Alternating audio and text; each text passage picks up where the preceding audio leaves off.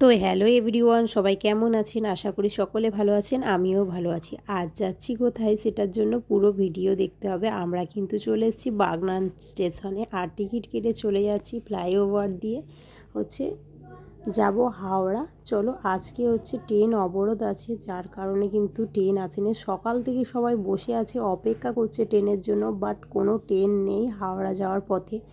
তো আমরা দুপুর 2টোর সময় একটা এক্সপ্রেস পেলাম, যেটা হলো বাঘাযতীন এক্সপ্রেস। তো সেটাই করে আমরা উঠে পড়লাম, কারণ এটা প্রতিটা স্টেশনে দাঁড়াবে আমরা জানলাম, তার জন্য উঠে পড়েছি। আর আমরা বাগনান ছেড়ে এখন চলে যাচ্ছি, দেখতেই পাচ্ছেন বন্ধুরা। তো ভিডিওটা পুরো দেখতে থাকো, যদি ভালো লাগে একটু জানিও। তার ফাঁকে কিন্তু একটু ঘুমিয়েও পড়েছিলাম ট্রেনে যেতে যেতে। আর তারপরে চলে এলাম সাঁতরাগাছি জংশন স্টেশনে। তো এখানে একটু ভিডিও করে নিলাম।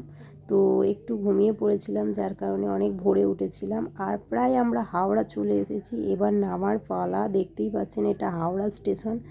তো এখান থেকে কারা কারা আমার ভিডিও দেখেন অবশ্যই কিন্তু জানিও বন্ধুরা। তো আমরা হাওড়া নামবো।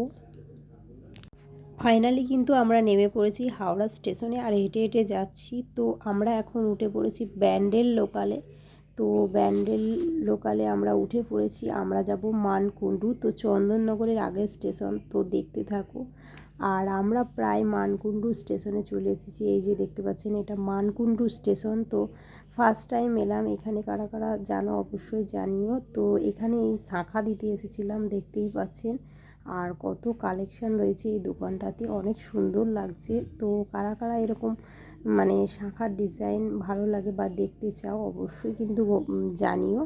তো আজকের ভিডিওটা এই পর্যন্ত। ভালো লাগলে লাইক, কমেন্ট এবং শেয়ার করে দেবেন। চলো টাটা, আবার দেখা হচ্ছে নেক্সট।